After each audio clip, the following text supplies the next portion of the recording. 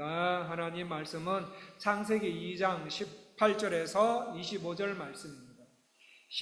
구약 이쪽 때는 하나님 말씀이 있습니다. 구약 이쪽에 있는 창세기 2장 18절에서 25절 말씀입니다. 다 찾으신 줄 알고 우리 다 일어나셔서 거룩하신 하나님 아버지의 말씀을 받들어 봉독하시겠습니다. 교독하시고 25절은 합독하시겠습니다. 18절입니다. 여호와 하나님이 이르시되 사람이 혼자 사는 것이 좋지 아니하니 내가 그를 위하여 돕는 배필을 지으리라 하시니라. 여호와 하나님이 그로 각종 물리신과 공중의 양동들을 지으시고 아담이 무엇이라고 그러나 보시려고 그것을 그에게로 인도하시니 아담이 각 생물을 부른 것이 곧 그 이름이 되었다. 아담이 모든 가축과 공중의 새와 들의 모든 짐승에게 이름을 주니라. 아담이 돕는 배필이 없으므로 여호와 하나님이 아담을 깊이 잠들게 하시니 잠들매 그가 그 하나님께 하나를 취하고 살로 대신 채우시고 여호와 하나님이 아담에게서 취하신 그 갈빗대로 여자를 만드시고 그를 아담에게로 이끌어 오시니 아담이 이르되 이는 내 뼈중에 뼈요 살 중에 살이라 이것을 남자에게서 취하였은즉 여자라 부르리라 하니라. 이러므로 남자가 부모를 떠나 그의 아내와 합하여 둘이 한 몸을 이룰지로다. 아담과 그의 아내 두 사람이 벌거벗었으나 부끄러워하지 아니하였다. 이는 주의 말씀입니다. 작석하십시오. 주보 있으신 분들께서는 뒤쪽에 있는 이달의 온가족 암송 말씀을 봐주시고 없으신 분들은 앞에 PPT를 봐주시겠습니다.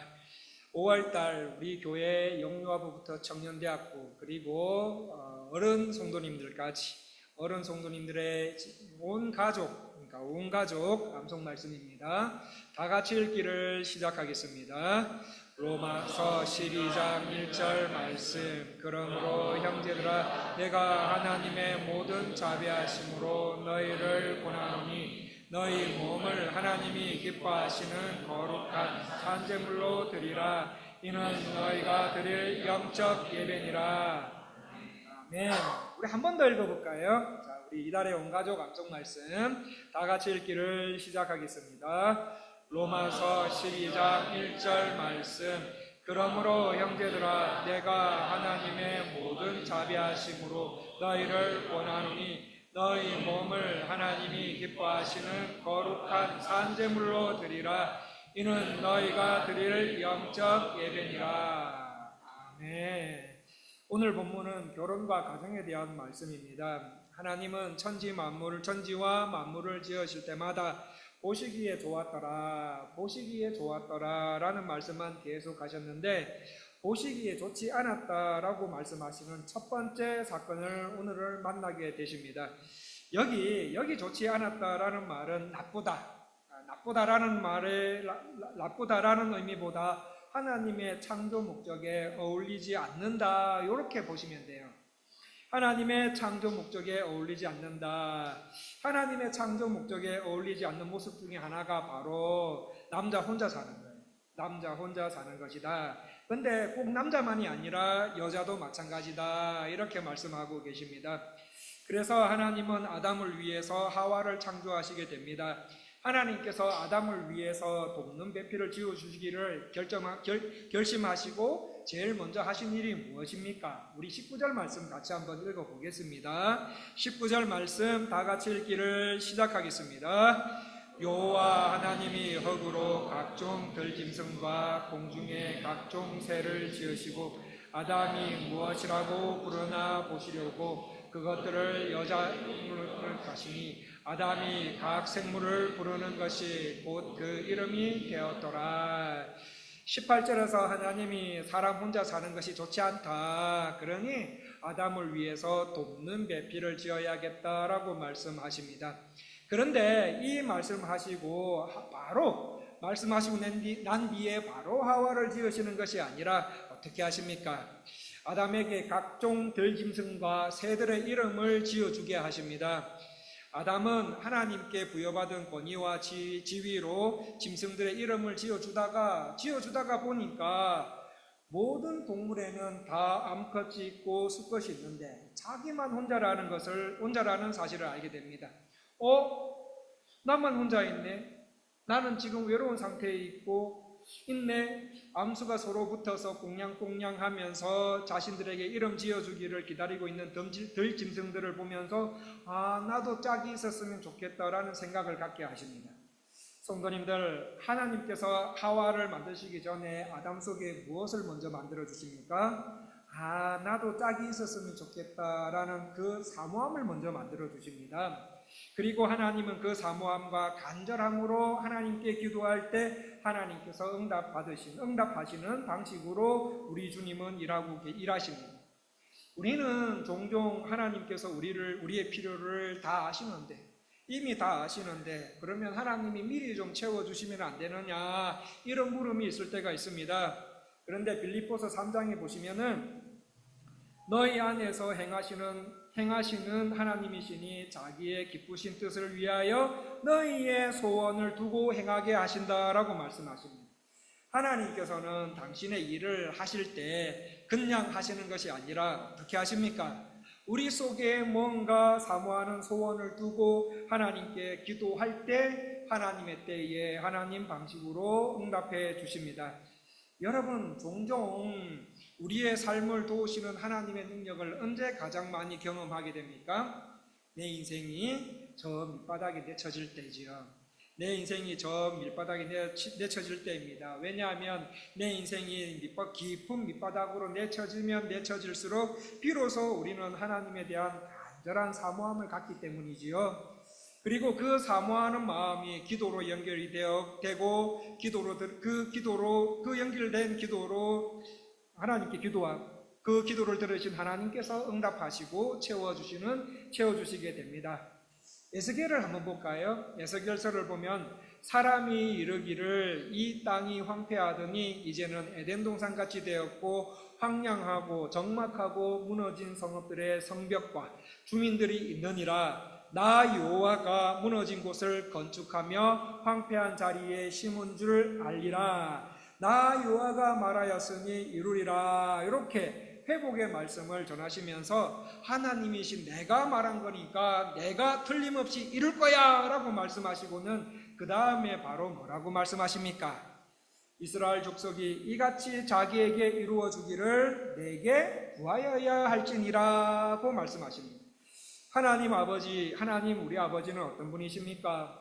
여러분과 저 속에 사모함과 간절함을 먼저 넣어주시고 그 사모함으로 기도하게 하시고 응답하시는 방식으로 우리와 함께 친밀하게 인격적인 교제를 하면서 이 땅을 살아가기를 기뻐하시는 분이십니다. 우리 가운데 이거 모르고 우리 가운데 기도를 포기하신 분 계십니까? 아버지 하나님이 바로 이런 분이심을 알고 기도 포기하지 마세요. 기도 포기하지 말고 간절한 소원을 가지고 계속 기도하셨으면 좋겠습니다. 그러면 하나님의 때에 하나님의 방식으로 반드시 응답하십니다. 이런 아담에게 배필에 대한 소원을 주신 다음에 이제 여자를 만드십니다. 어떻게 만들고 계십니까? 우리 21절 말씀 같이 한번 읽어볼까요? 21절 말씀 다 같이 읽기를 시작하겠습니다. 여호와 하나님이 아담을 깊이 잠들게 하시니 잠들매 그가 그 갈빗대 하나를 취하고 살 대신. 성도 여러분, 지금 방금 읽으신 말씀 평소에도 적어도 몇 번은 접해 보셨을 것입니다. 평소 21절 말씀을 읽으시면서 이런 생각해 보셨지 않습니까? 하나님께서 하와를 만드실 때 왜 남자 갈빗대 하나를 취해서 만드셨을까? 그렇게 만들지 말고 남자와 똑같이 흙으로 사람을 빚어서 코에다가 생기를 하고 불어 넣으시면은 딱 여자가 될 거 아니야. 이렇게 생각해 보신 적이 있습니까? 왜 하와는 남자를 깊이 잠들게 하시고 갈빗대 하나를 뺐습니까? 우리가 가지고 있는 한글 성경에는 갈빗대로 되어 있습니다. 그런데 실제로 이 갈빗대라는 단어는 오늘 본문에만 갈빗대 이렇게 한번 번역되고 있고요. 신구약 성경 전체적으로 봤을 때 다 뭐로 번역되어 있는가 하면 옆구리로 번역되어 있습니다. 옆구리. 그러니까 아담 몸 안에 있던 갈빗대 하나 이렇게 똑 빼가지고 하와가 나온 것보다는 하나님께서 아담 옆구리에 있는 뼈와 살을 이렇게 뜯어내서 여자를 만드셨다라고 보는 쪽이 약간 더 좋을 것 같습니다. 그래서 하나님께서 하와를 만드시고 처음 아담에게 데려오셨을 때 하와를 본 아담의 반응이 뭡니까? 뿅 가가지고 23절에 이렇게 고백하잖아요. 이는 내 뼈 중에 뼈요 내 살 중에 살이라. 아담은 하와에게 당신은 내 갈빗대 중에 하나 빼가지고 하나다 이렇게 말하지 않고 뭐라고 말합니까? 내 뼈 중에 뼈요 살 중에 살이다 이렇게 고백합니다. 그러므로 하와는 어떤 사람입니까? 아담 속에 있는 뼈와 살이지요. 아내는 어떤 사람입니까? 그러면 남편 성도님들의 옆구리에 있는 뼈와 살입니다. 그래서 아내를 대할 때 당신은 내 뼈와 내 살로 만들어진 존재다. 당신 몸에는 내 옆구리와 내 살이 들어있다라는 마음으로 아내를 귀하게 여기면서 살아야 됩니다. 남편 성도님들 그렇게 생각하면서 아내와 살고 있지요? 말 나온 김에 우리 옆에 계시는 아내의 눈을 보면서 고백해 볼까요? 당신은 내 뼈와 살이야. 분위기상으로 하면 안 될 것 같습니다. 그래서 오늘 댁에 가셔서 주무실 때 아내에게 꼭 하십시오. 남편 성도님들, 아내에게 당신은 내 뼈와 살이야 이렇게 고백하고 주무시는 건 어떻습니까? 이런 고백은 남편이 먼저 하셔야 됩니다. 왜냐하면 하나님은 남편 아담의 옆구리에 있는 뼈와 살로 아내인 하와를 만드셨기 때문에 그렇게 만들어진 여자를 통해서 세상의 모든 남자들과 여자들이 여자의 몸에서 만들어지고 태어나게 하셨기 때문이에요. 아담아, 나는 너의 옆구리 뼈와 살을 가지고 너의 아내를 만들었어. 그러니 아담 너의 생명이 곧 하와의 생명이다. 절대 부부는 둘이 아니라 하나, 한 생명이다. 그러니 한 생명 한 몸으로 아내와 더불어 평생 살아라 라고 말씀하고 계십니다. 근데 해외에 살기 때문에 아니면 해외에 살기 때문에 해외에서도 멀리 떨어져 살기 때문에 부부가 함께 비부를 맞닿아 살 수 없는 경우도 있지만 영과 마음은 함께 사는 것과 진배 없이 살도록 해야 한다라는 말씀입니다. 제가 결혼하고 해외에 살면서 대부분 아니요 다 아내와 같이 살았습니다. 그래 같이 살다가 비자 갱신하러 이제 아내와 아이들만 한국에 잠시 들어가는 경우가 있습니다. 근데 그때 제가 이상한 감정이 올라오는 것을 알게 됐어요. 아내가 잠시 한국에 비자하러 갈 때마다 한 3일 동안은 제 마음이 시원해지는 것을 느낄 수 있었어요. 한 3일 동안은 좀 시원함을 느낄 때가 있었습니다. 왜 그런지 모르겠어요. 모르겠는데 갑자기 이제 문을 이제 공항에 데려다 주고 혼자 오는데 갑자기 기쁜 감정들이 저도 모르게 살짝 올라오는 경우를 경험할 때가 있었습니다. 그러다가 나이를 먹을수록 이렇게 되더라고요. 가지마. 갈 거면 빨리 갔다 와. 이렇게 되더라고요. 그런데 우리 여성도님들도 조금씩 달라진다고 합니다. 결혼하고 처음에는 나는 당신 없이 못 살아. 당신 항상 같이 있자. 남편 없이는 못 살겠다 하다가 이 호르몬이 바뀌는 시절을 겪으면서 아내들은 남편들이 바깥에서 밥 먹고 들어오면 안 되나 저렇게 매번 들어오나 하면서 성가셔하는 시기도 있다고 그래요. 그런 시기가 온다 하더라도 부부는 평생 함께 살아야 되지요. 상황상 몸은 떨어져 있을 수 있지만 마음과 영혼은 함께 인생길을 걸어가는 거다. 세상을 살아가면서 가장 어리석은 사람 중에 한 사람이 누구냐면 배우자에게 관심을 가지지 않고 자녀들에게 관심을 갖는 사람들입니다. 여러분 자녀 아니에요. 자녀는 부부의 사랑을 먹고 크다가 일정한 시간이 되면 잘 떠나 보내야만 하는 존재입니다. 자, 그리고 또 어떤 부부에게는 연애할 때는 너무 잘 맞아요. 나는 이 여자, 이 남자하고 결혼해야 되겠다. 왜? 너무 잘 맞으니까. 너무 잘 맞아서 결혼을 했는데 늦었어요. 결혼하고 난 뒤에 우리 너무 안 맞는 거예요. 너무 안 맞아요. 와, 어떻게 이런 사람이 있나? 그러면서 내가 연애할 때 사랑했던 누구 만나? 뭐 이렇게 서로 안 맞아서 내가 결혼을 잘못한 것 같다라는 생각을 들게 하는 부부도 있습니다. 그런데 하나님께서는 그런 사람들을 배우자로 주실 때도 있습니다. 왜냐하면 그 배우자가 아니면 내가 절대로 하나님께서 원하시는 성품으로 훈련되어질 수 없기 때문입니다. 신방하다 보면 어머니가 못 고친 남편 버릇을 아내가 고쳐준 이야기도 간혹 듣곤 합니다. 어느 날 100주년 땡땡 교회를 담임하셨던 이 땡땡 목사님이 계셨습니다. 이 목사님이 목사 되기 전에 아주 잘 나가셨대요. 아주 잘 나가는 사업가로 일하고 있었습니다. 그렇게 사업가로 잘 나가고 있던 어느 날, 그날도 술에 만취해가지고 새벽에 집에 들어왔는데 그날 아내의 일기장에 남편과 살아가는 소감을 적어놓은 대목을 읽게 됩니다. 그 일기장에 이렇게 적어놨대요. 나는 남편과 왜 결혼했는지 모르겠다. 외롭다. 괴롭다. 남편과 결혼 생활하는 것이 너무 싫다. 남편이 벌어오는 돈이나 선물조차도 혐오스럽게 느껴질 정도다. 이런 남편하고 살 바에야 칼로 내 손목을 그어 자살하는 것이 더 낫겠다라는 글을 아내의 일기장을 통해서 읽게 됩니다. 이 일기를 읽고 충격을 받아가지고요, 이분이 충격을 받아가지고 회개하고 하나님의 백성으로 돌아오게 되었다라고 합니다. 여러분, 그 목사님 어머니께서 아들이 죽게 돌아오더라고 얼마나 많이 기도했는지 몰라요. 그렇게 많이 기도했는데도 죽게 돌아오지 않고 술은 사업하는데, 사회생활하는데 필요하기다. 어쩔 수 없이 다 하고, 어쩔 수 없다 하고 막 술 먹고 다니던 아들이 아내의 말 한마디에 완전히 꾸꾸라져서 회심하고 인생이 변하게 됩니다. 성도님들, 이런 면에서 아내는 하나님이 주신 제일 귀한 선물 중에 하나입니다. 남자 성도님들, 여러분의 아내는 여러분 옆구리에 있는 뼈와 살을 뜯어서 함께 살도록 선물로 주신 귀한 배우자입니다.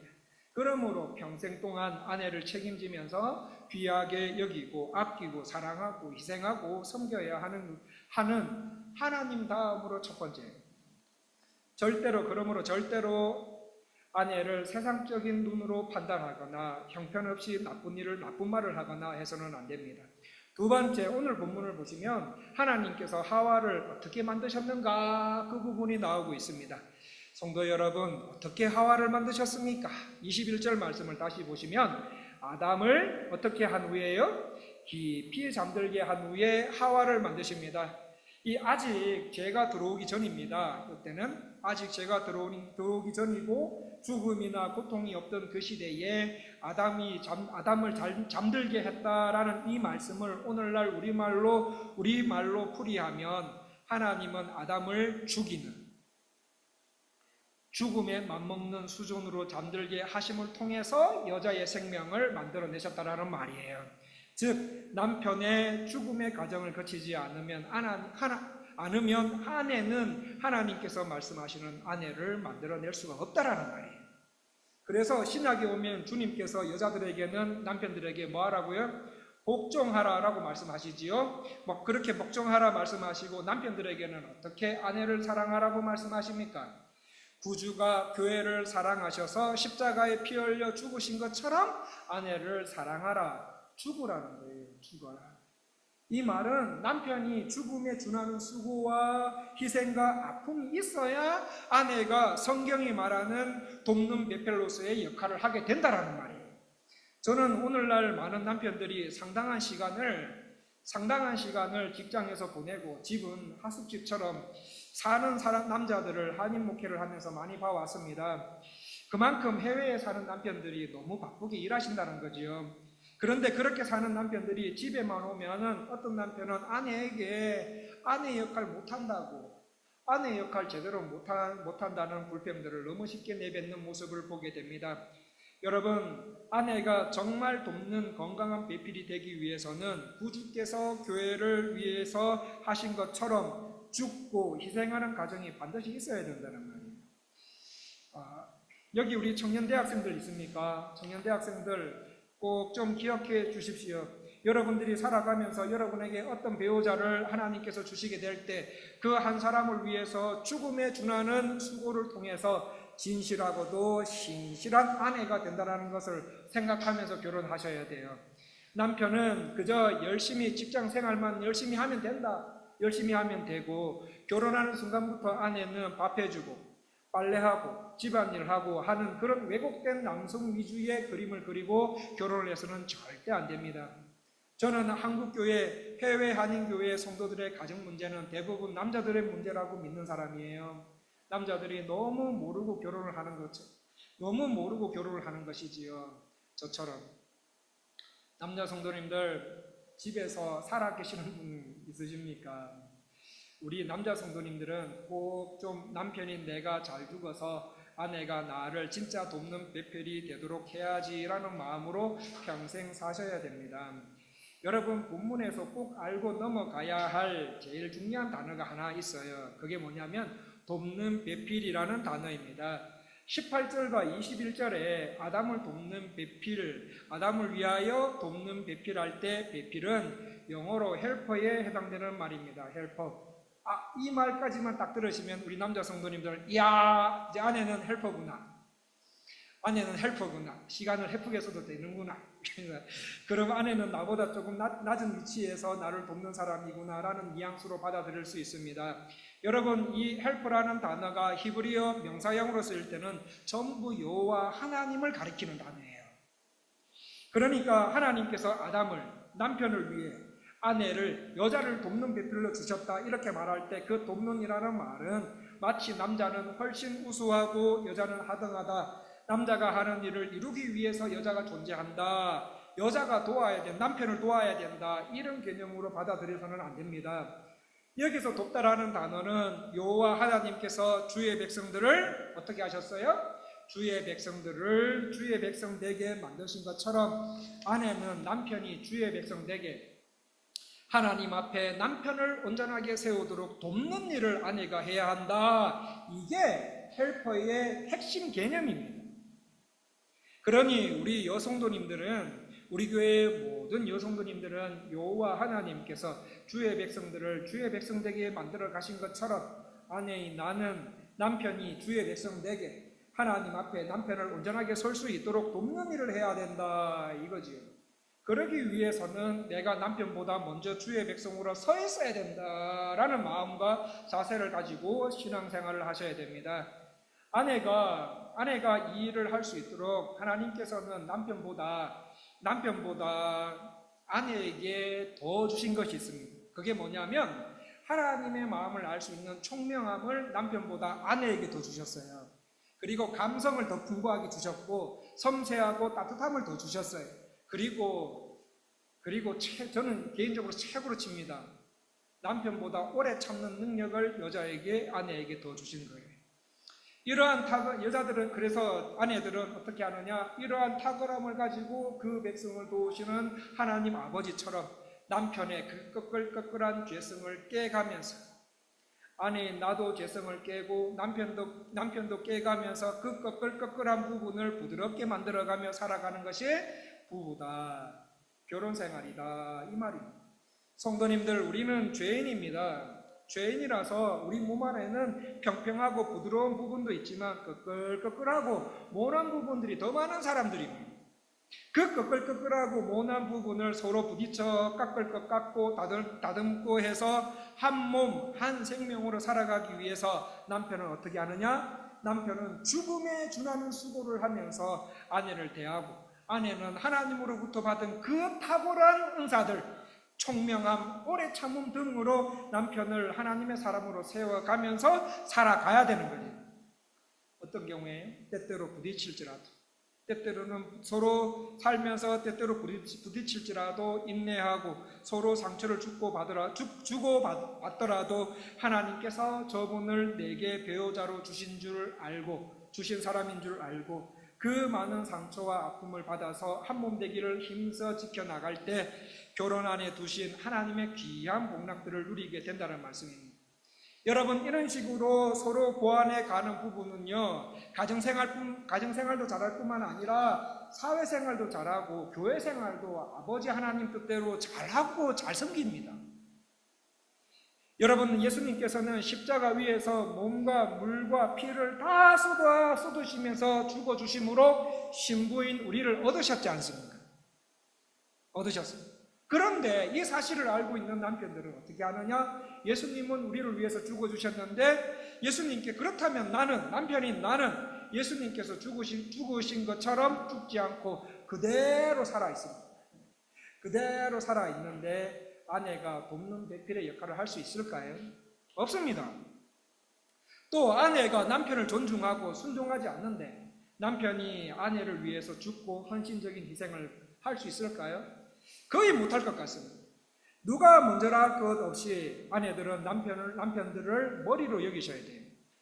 아내는 남편들을 머리로 여기고 존중하고, 그리고 남편들은 절대로 아내에게 먼저 순종하기를 요구하지 않고, 그래 네가 내 말 먼저 들어야지 나도 해줄게, 그런 거 하지 말라는데, 아내에게 먼저 순종하기를 요구하지 않고 예수님이 우리를 위하여 죽으셔서 우리를 얻으신 것처럼 그렇게 죽어야 한다고 말씀하고 있습니다. 죽음에 준하는 고통과 수고를 통해서 현숙하고도 돕는 배필인 아내를 얻게 되고, 그렇게 부부 모두가 예수님을 닮아가고 예수님께서 주신 복을 누리며 이 땅을 살아가게 됩니다. 성도 여러분, 저는 결혼한 지 이제 17년 정도 되었습니다. 17년 정도 되었는데 그동안 아내와 살아오면서 제일 큰 후회가 있습니다. 그 제일 큰 후회는 결혼을 너무 모르고 결혼했다라는 거예요. 너무 모르고 결혼했다라는 거예요. 그래서 제가 얼마나 아내를 힘들게 하며 살았는지 모릅니다. 설교 준비하면서 엄청 찔렸어요. 그래서 다시 돌아간다면은 결혼 생활만큼은 신혼초로 돌아가서 정말 성경대로 아내를 한번 대하면서 살고 싶다. 호균이 태어난 지 몇 달 안 됐을 때 히브리어, 헬라어, 라틴어 이 성경 언어 공부한다고, 그게 성경 언어 공부하는 것이 하나님을 위해서, 하나님의 영광을 위해서 사는 줄 알고 아내에게 이런 말을 했습니다. 여보, 내가 오전에만 호균이 이렇게 쌓여있는데, 누워있는데 100일도 안 됐는데 오전에만 히브리어, 헬라어, 라틴어 공부하고 와도 돼라고 물어보고 성경 언어 배우러 갔습니다. 겁나 나쁜 사람이지. 참 나쁜 사람이지. 그때 아내가 허락했지만 너무 힘들었다고 지금도 말합니다.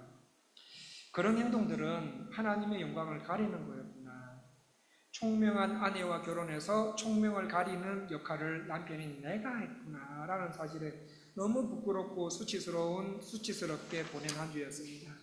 남자 성도님들, 바쁜 깨레따로 생활 가운데서도 할 수만 있으면 최선을 다해 하나님 말씀대로 아내를 대하셔서 아내가 건강해야 돼요. 아내가 건강해야지 여러분이 일을 할 수가 있습니다. 아니면 아내가 건강하지 못하면 한국으로 돌아갈 일도 생길 거예요. 아내가 건강하고 또 아내가 건강하고 또 남편분들이 하나님 앞에 더 잘 설 수 있도록 헬퍼 역할을 하는 아내 될 수 있도록 간절히 기도하며 신앙생활 하셔야 됩니다. 그래서 세월이 지날수록 결혼과 배우자는 정말 귀한 하나님의 축복이다라는 말씀이 진리임을 발견하는 시간들 되셨으면 합니다. 하나님께서 아담에게 하와를 돕는 배필로 주시면서 무슨 말씀 하십니까? 그러면 24절 말씀 같이 한번 읽어볼까요? 24절 말씀 다 같이 읽기를 시작하겠습니다. 이러므로 남자가 부모를 떠나 그와 아내와 합하여 둘이 한 몸을 이룰지로다. 결혼한 남자와 여자는 어떻게 해야 된다고 말씀하십니까? 서로 한 몸이 되어야 된다. 서로 한 몸이 되어서 부모를 떠나야 한다고 말씀하십니다. 몇 년 전에 결혼한 지 얼마 되지 않는 젊은 부부와 식사를 했었습니다. 식사를 했는데 거기서 나온 대화 중에 하나가 저는 아니에요. 아닌데 남편은 그쪽에서 상대편에 식사하고 있는 그 남편이 다른 것은 다 포기하는데 부모는 포기 못하겠다라는 거예요. 부모님을 위해서라면 자식도 포기할 수 있고 아내도 포기할 수 있다라는 말을 듣고 참 성경을 많이 벗어난 아주 나쁜 사람이구나라고 생각했던 적이 있습니다. 여러분, 물론 부모님께 효도해야 돼요. 부모님들을 귀하게 여기고 부모님들의 땀과 우리를 위한 부모님들의 땀과 수고를 마음에 담아 효도라는 방법을 통해서 존중해 드려야 됩니다. 그러나 독립된 가정을 일구게 되었을 때는 힘이 들어도 아내와 남편이 서로 한 몸이 되어서 하나님만 의지하면서 딱 그 두 사람이 의논해가면서 결정하며 살아가야 되지요. 제가 결혼하면서 아까는 저의 실수를 이야기했지만 이번에는 잘한 것을 말씀드리겠습니다. 제가 결혼하면서 지금까지 가족들에게 많은 실수를 했습니다. 실수했지만 많은 실수를 했지만 후회하지 않은 거 하나 있어요. 후회하지 않은 거 하나 있습니다. 여러분, 제가 장남이에요. 한 집안에 저희 가정에 장남인데 당연히 첫 번째로 결혼하지요. 저희 가정에서 첫 번째로 결혼했으니 얼마나 부모님들께서 저희 부부에 관심을 많이 가지셨겠습니까? 그래서 결혼한 지 1, 2년 되었을 때 제가 어머니한테 말했어요. 엄마 이 집 가장은 나야. 내가 아내와 의논해서 결정할 테니까 그만해. 이렇게 말씀을 드렸습니다. 그렇게 말씀드렸더니 저희 어머니 얼굴이 확 변하시더라고요. 알았다 이 자식아. 내가 너희 가정 잘 되라고 내가 그렇게 며느리한테 말하고 그렇게 말했는데 그게 그렇게 듣기 싫었나 하시면서 사실 저희 어머니 입에 거품이 나더라고요. 그렇게 해서 몇 분 이렇게 이야기 말씀하시더니 본인 방에 들어가셔서 누우셨습니다. 여러분, 이제까지 한 결혼 생활 중에 그 일만큼은 잘했다라고 저는 생각을 해요. 여러분, 부모님께 잘해드려야 하지만 때가 되면 부모님을 떠나야 됩니다. 우리 하나만 더 보고 마칠까요? 우리가 사는 사회에는 결혼만 있는 것이 아닙니다. 부부만 있는 것이 아닙니다. 독신도 있습니다. 주의 나라를 위하여 하나님께서 혼자 살기를 허락하신 분들도 있습니다. 또 어떤 분은 이혼하고 난 후부터, 어떤 분들은 사별하거나 재혼할 기회가 있었어요. 근데 그 재혼할 기회를 놓치고 지금까지 혼자 사시는 경우도 있습니다. 그런데 하나님은 그분들에게도 배우자와 더불어 사는 복과 비교할 수 없는 영광을 주십니다. 어떻게 할 때입니까? 하나님 말씀을 순종하며 살 때예요. 첫 번째는 하나님 말씀을 순종하며 살 때, 두 번째는 하나님 나라와 주 예수 그리스도의 영광을 위한 사명을 품고 신실하게 살아갈 때 하나님은 결혼한 가정들보다 더 많은 은혜와 영광을 주십니다. 그러므로 앞으로 우리 교회에 오시는 새 신자들 가운데 이러한 상황에 있는 분들이 오신다면 정죄하는 일은 절대로 없어야 되지요. 정죄하는 일은 절대로 하지 않아야 됩니다. 오히려 어떻게 해요? 그들을 받아내고 무한하신 하나님의 사랑으로 그들의 연약한 부분들을 보충해내면서 예수님의 한 몸 된 지체로 세워가도록 온 교회와 교우들이 함께 도와야 됩니다. 그렇게 신실하게 서로 받아내고 보충할 때 무슨 일이 일어납니까?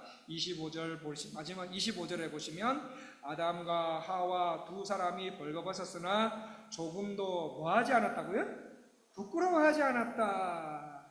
여러분, 성도들이 교회 안에서 이 말씀을 잘 순종할 때 그분들이 부끄러워하지 않고 우리 교회 공동체에 들어와서 우리와 함께 신실하게 신앙생활 하실 수 있다는 말입니다. 여러분, 우리는 다 죄인들입니다.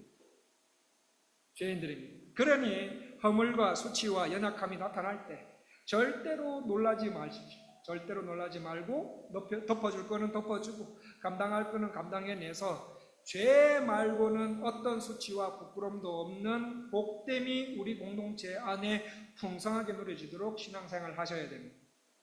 제가 우리 교회를 처음 부임해 왔을 때 너무 기뻤던 적이 있었어요.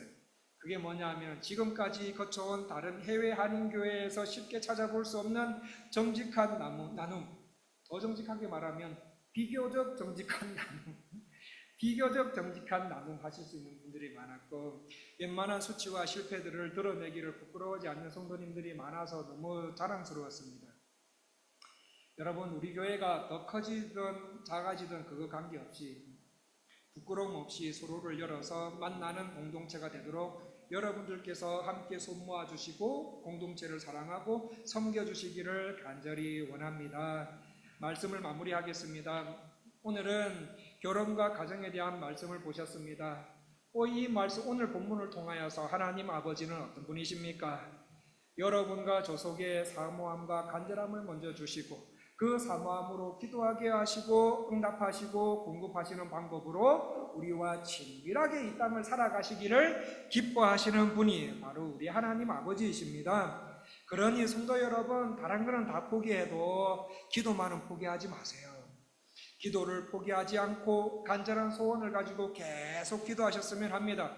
그렇게 되면, 그렇게 계속해 나가면 하나님의 때에 하나님의 방식으로 반드시 응답하실 줄 믿습니다. 여러분, 여자 그리고 아내는 어떤 존재입니까? 남편의 뼈와 살로 만들어진 존재다. 그래서 당신 몸에는 내 옆구리 뼈와 살이 들어있다. 오늘 주무실 때 꼭 그렇게 고백하셔야 됩니다. 당신 몸에는 내 옆구리 뼈와 살이 들어있다. 그러니 내 생명이다 라는 생각으로 아내를 대하시면서 더 귀하게 여기며 살아야 합니다. 남편은 죽음에 준하는 수고를 하면서 아내를 대하시고 아내는 하나님으로부터 받은 그 총명함과 오래 참음 등등으로 남편을 하나님의 사람으로 세워가면서 살아가셔야 됩니다. 서로 죄성을 깨가면서 그 꺼끌꺼끌한 부분을 부드럽게 만들어가면서 살아가는 것이 부부다, 결혼생활이다, 이렇게 보시면 가장 성경적인 관점입니다. 그리고 결혼한 부부는 어떻게 해야 됩니까? 부모를 떠나야 됩니다. 부모를 떠나서 아내와 남편이 서로 한 몸이 되어서 하나님만 의지하면서 딱 그 두 사람이 의논하면서 결정하면서 이 땅을 살아가야 되지요. 우리가 사는 사회에는 결혼만 있는 것이 아닙니다. 현재 혼자 사시는 분들도 계십니다. 하나님은 그분들에게도 하나님 말씀을 순종하며 살 때, 하나님 나라와 주 예수 그리스도의 영광을 위한 사명을 품고 신실하게 살아갈 때 하나님은 결혼한 사람들보다 더 많은 은혜와 더 많은 영광을 주십니다. 그러므로 혼자 사시는 분들의 아픔과 약한 부분들을 공동체 전체가 받아내는 일들을 하셔서 그들도 부끄럽지 않게 교회 생활하고 우리도 정직한 나눔, 조금 더 정직한 나눔, 웬만한 수치와 실패들을 드러내기를 두려워하지 않는 생활을 하셔서 세월이 가면 갈수록 오늘 말씀이 정말 귀한 하나님의 축복임을 깨달으며 살아가시는 저와 여러분 다 되시기를 간절히 원합니다. 기도하겠습니다. 하나님 아버지, 우리 교회에 있는 모든 부부들과 혼자 사시는 분들이 오늘 말씀대로 순종하며 사셔서 우리 교회에 오시는 모든 분들이 죄 말고는 부끄러워하지 않는 공동체가 되어서 누구든지 예수님을 만나고 예수님을 따라가는 귀한 공동체가 될 수 있도록 성령 하나님 도와주시옵소서. 성령님께서 우리 공동체를 그렇게 다스려 주시고 인도해 가시기를 간절히 원하오며 존귀하신 예수님 이름으로 기도합니다.